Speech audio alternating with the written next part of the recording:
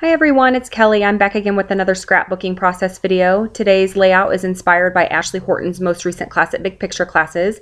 It is a textured layout scrapbooking class. And I started by creating this cut file in the Cricut Design Space software, but instead of using my blade, I'm going to use my score tool to make marks on the paper because I'm going to be doing some hand stitching on this layout. I was trying to show you the score lines that the score tool made on the cardstock, but it's a little hard to see from this camera angle. But what I'm doing now is I'm going to add some mixed media to this layout before I do my hand stitching. Before I ran the paper through my Cricut, I had applied a layer of clear gesso because I knew all along that I was going to be doing some mixed media work on this layout. You can see that my paper is a little warped. My Cricut mat was actually brand new, so there was some warping when I was taking the paper off the sticky mat. But that'll all work out fine because I'm going to add some stitching to the layout later.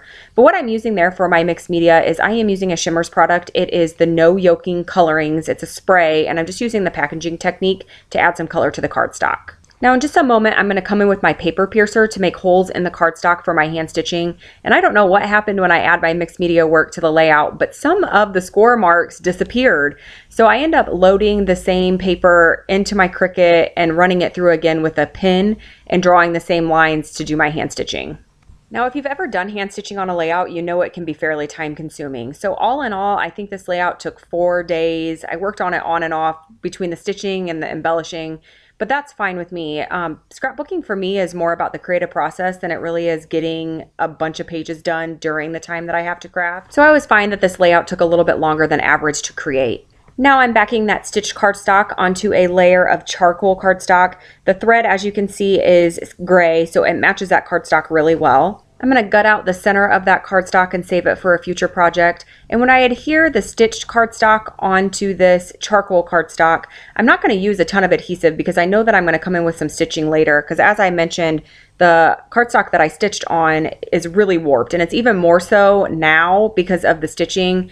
Pulling the thread through and just kind of tugging on the paper gave it even more of a warped appearance. So once I have that down, I'm going to move on to my photo cluster. And I use a lot of Project Life cards from the Hip Kit Club for my photo cluster. I have never been a Project Lifer, but I do subscribe to the Hip Kit Club monthly, and I do receive the Project Life kit each month also.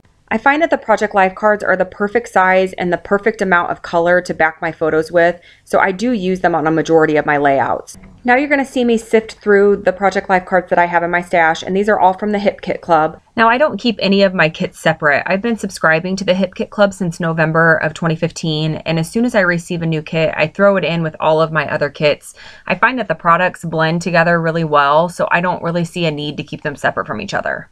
Okay, so back to the layout. I did bring in a doily to use with my photo cluster, and I'm also bringing in a border punch. It's just a notebook fringe punch. I believe it's an EK Success border punch. In just a moment, I'm going to cut that yellow card in half. I want the yellow to be peeking out of the left and the right hand side of the photo to make it look like it's one long piece of paper.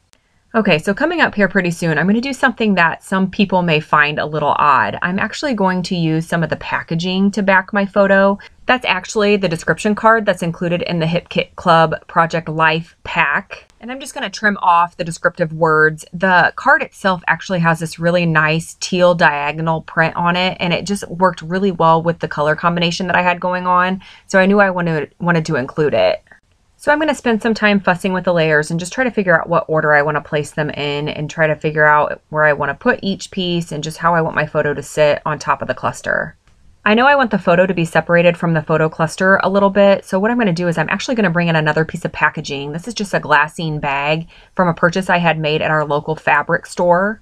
So I'm just going to trim it to the size that I like and just kind of play with it a little bit, make a crease in it just to give it a little bit more dimension. And then I'm going to bring in something that I think we all still have in our stash. I'm going to bring in my decorative scissors to create a border along the bottom edge of that glassine bag. So seriously, how many of you still have those in your stash? I only have a couple pairs and I don't reach for them very often, and I should. I really like the effect that they give. Okay, so by this point, I'm pretty happy with how the cluster's looking. So I'm going to bring in my Close to My Heart mini stapler and I'm going to attach the pieces together. That way I can move them as one single unit around the page as I'm getting everything lined up and where I want it to be. So this flare button that I keep playing with, that is also from the Hip Kit Club, and I liked the yellow because it matched the Shimmers yellow really well, but it doesn't end up making it on the layout. I do end up using quite a few things from the Shimelle Starshine collection, and I also bring in some things from the Maggie Holmes Wonder collection. So that rectangular sticker that you see there that says "Let Your Light Shine," that is from the Maggie Holmes Wonder collection. I also brought in a globe that's from an older Echo Park collection. And then I think a majority of the embellishments that I use for the remainder of the layout are from the Shimelle Starshine collection. That floral sticker that's tucked underneath the globe, that is actually one of the stickers from the clear sticker sheet of the Starshine collection. And I am really indecisive when it comes to where I want to place my embellishments. So whenever I use clear stickers, I always place them on vellum first and then fussy cut them out. That way I can move them around the page as I like until I find the perfect place for them. Now you probably noticed I've been fighting with my adhesive for what seems like forever. My fine liner bottles just arrived. I am so excited. I don't have to worry about using a stick pin to unclog my bottle any longer. I just can't even tell you how happy I am about that. So I'm almost done adhering down my cluster on the right. Those little stars that are there, those are from the Shimelle Starshine collection also. They come in the chipboard embellishment pack. And because this layout has a lot going on texture-wise with the hand stitching, I am going to use some liquid adhesive on the back of my photo cluster also, just to make sure that it stays in place once it's down on the layout. I'm using my T-square ruler just to make sure that the angle of the photos and the embellishment cluster on the right line up with each other. And now I'm going to start bringing in some more embellishments. That tiny tab is from the Starshine collection also. That's from the ephemera pack. And then the floral clusters and the butterfly that I'm going to be bringing in, those are both from the clear sticker sheet, also from the Starshine collection.